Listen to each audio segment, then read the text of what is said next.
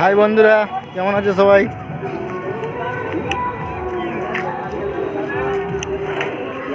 চলে এসো, কে কে টাটু করবে।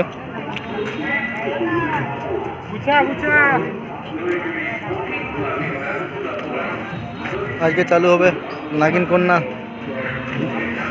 সেম টু সেম যেমন আছে ছবি সেরকমই দেখাবে। এই যে আমাদের বুধা মাহাতো,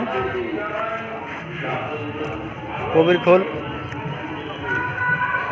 আর কিছুক্ষণ পরে এটি চালু হবে।